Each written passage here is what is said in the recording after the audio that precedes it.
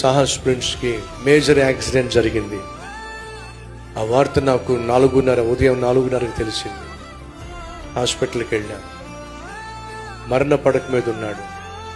చెవులోంచి రక్తం వస్తూ ఉంది, ముక్కులోంచి రక్తం వస్తూ ఉంది. ఆ స్ట్రెచ్చర్ మీద పెట్టారు. ఎవ్వరూ కూడా ట్రీట్మెంట్ ఇవ్వటల్లా, అలా పడేసి ఉంచారు. వెళ్ళి చూశాను. ట్రీట్మెంట్ స్టార్ట్ చేయొచ్చు కదా అంటే తలకు గాయాలు జరిగినాయి కాబట్టి ట్రీట్మెంట్ చేయడానికి వీలు లేదు. ఎంఆర్ఐ స్కాన్ చేసిన తర్వాత ట్రీట్మెంట్. సమయం 5:30 కావస్తుంది.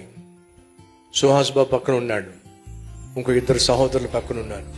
ఒకే ఒక మాట నేను చెప్పాను, ప్రభువా నేను వెళ్ళి నీ బిడ్డలను చూసుకుంటాను, నువ్వేమో నా బిడ్డను చూసుకో అని చెప్పి 5:30కు అక్కడే డాక్టర్లు రాలా, బిడ్డను చూడలా,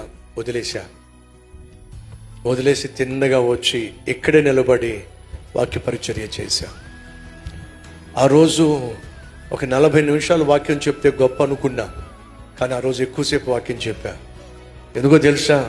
నా గుండెల్లో ఉన్న గాయము దేవుని సేవకు అడ్డుపడ్డానికి వీల్లేదు.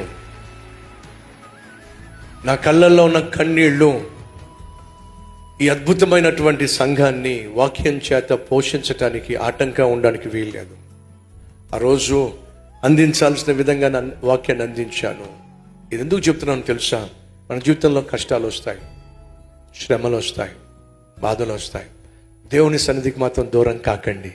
అన్ని ప్రశ్నలకు ఒకే ఒక సమాధానం, ప్రభువైన యేసుక్రీస్తు యొక్క పాద